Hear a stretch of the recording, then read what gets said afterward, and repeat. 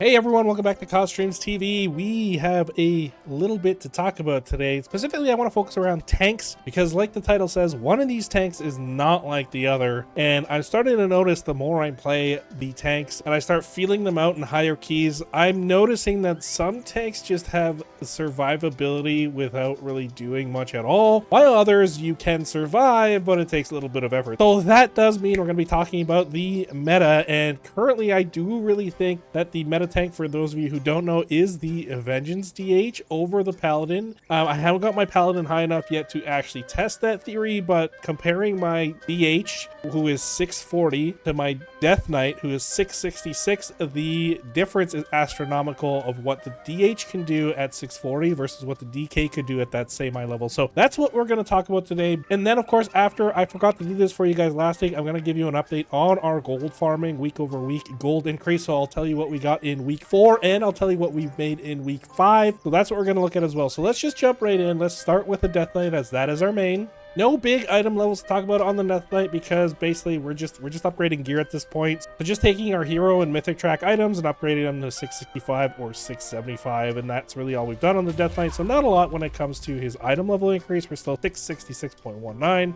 And then in regards to Mythic Plus, I am excited because we did gain some IO last week. We gained a total of 113 points, which is kind of significant considering now we're reaching that point where we have to do 11s, 12s, and higher to get our keys. What are some of the key highlights I do want to mention in the keys we completed? We did get a 13 Mother Load. We did get this on stream. And then we also timed a 12 Rookery, a 12 Cinder Brew Meadery for a total of 3 times 12s. We also had a completed 12 Mother Load as well. So we will have all of our mythic vault slots at 10 or higher, which I'm really excited to open. But yes, overall it was a very good key for pushing 113 points. Very, very happy with that progress, and I do plan to continue. I want to start seeing these go up to 12s and see if we can hit that 3k IO on the Death Knight. That is a target I have for the Death Knight before I really start to push on any other tank.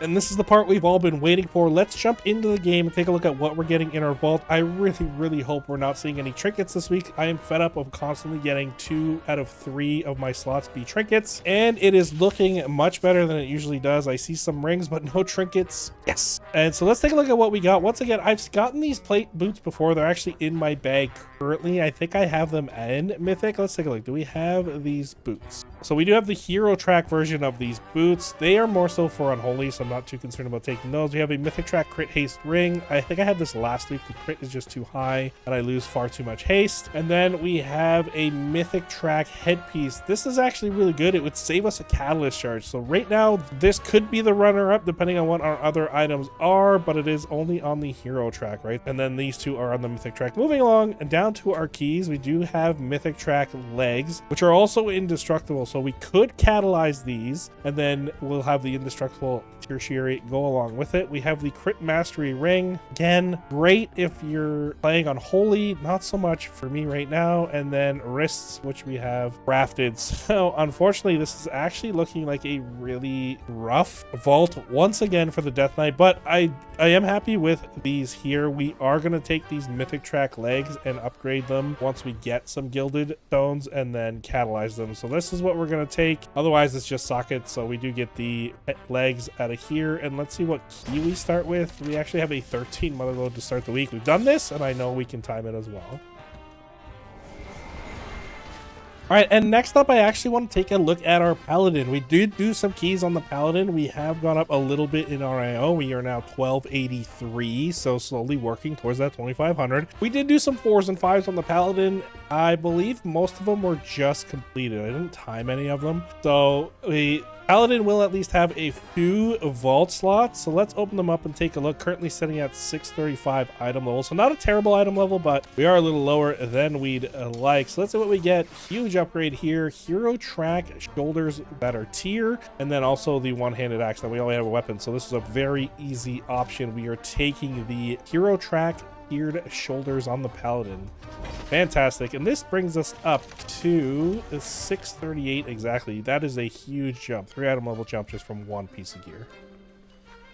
And the last character we're going to take a look at, and we're going to talk about this about them a little later as well, is the Demon Hunter. We did get some pieces from running keys last week. We'll have 2 of the Mythic Vault slots available, but we are 643 on the DH, and not only that, we hit over 2K. So the DH is now 2226. We ended up timing some of the keys we needed. So we needed a Priory, and we needed Priory was actually the last one, and then we also needed a Dark Flame Cleft. So both of those we did at a 9, giving us a significant amount of points. So having nothing, getting 299 sent me well over my rating when I was stuck at 1900. So we are very close to 2500 on the Demon Hunter, but let's take a look at his vault. We're opening in Vengeance because I want to because we keep getting trinkets, let's see if we can get some tanking trinkets for a change. And instead we get a ring and we get some hands, Hero Track hands. So the hands kind of pointless because we already have geared hands, and then we have this ring here. Now I'm going to take the ring because it is a significant upgrade over one I have today, and let's see where the DH sits with their item level. And we're up to 645.69, so not bad on the DH, not bad for the Paladin. They are slowly working their way up. I do got to play the Warrior, the Monk, and the Druid a little bit this week maybe, and see if I can get them some gear and some IO, but that's kind of what I want to talk about. We are now done week 5, and I've been playing more and more of these tanks, and what I'm realizing and what I'm seeing more and more is that the way tanks can actively mitigate damage is very different depending on the tank you play. Now,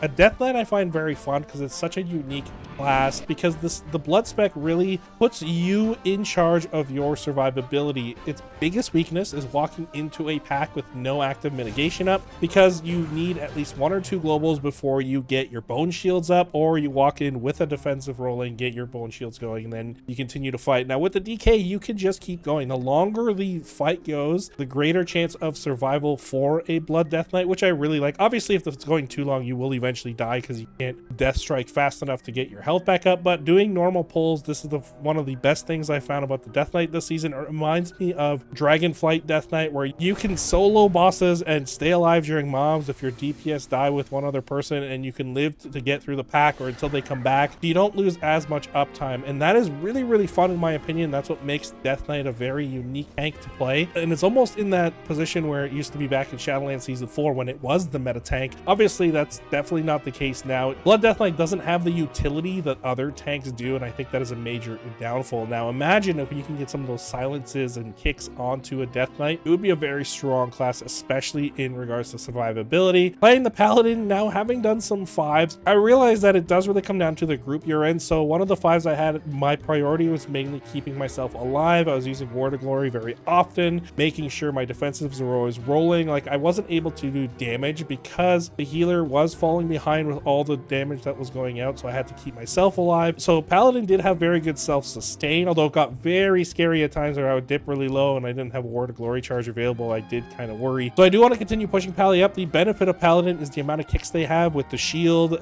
Divine Toll, grouping ads, and ad management is actually very nice. And then when I played in some of the groups where I had a good healer, I was able to off heal with Word of Glory instead of trying to keep myself alive, and I was able to do damage. So my damage isn't actually low when I have the chance to do damage, but Paladin definitely brings that utility to the group. And so far in the 5s that I've been doing, it does have survivability, and I was only 634, right? So, but it's still not doing what the DH, for example, the Demon Hunter can do in 9 keys at 640 item level. Like right now, my Paladin is about 638. I would not bring the Paladin into a 9 key. The Demon Hunter, I was doing 9 keys, and I had no fear whatsoever of anything really hurting me. I did play with the 2 hero talent builds. I was playing the Eldrachi build for a key. I didn't really like that, so I went back to Felscard. I just felt safer in the Felscard build that I was using, so I kind of stuck with that. I did make some changes to have Last Resort, which I didn't end up proccing very often, especially like in the Priory I did or the Floodgate that I did. They were very smooth keys, and I would do the same big pulls that I would do on the Death Knight. The difference, I don't know what the difference is with the DH, but it's almost like it's unkillable. It's like the mitigation that the Demon Hunter has just prevents it from taking damage and being a pushover when it comes to some of these keys. It's almost tempting to pull bigger with the DH, especially if you have meta coming off cooldown.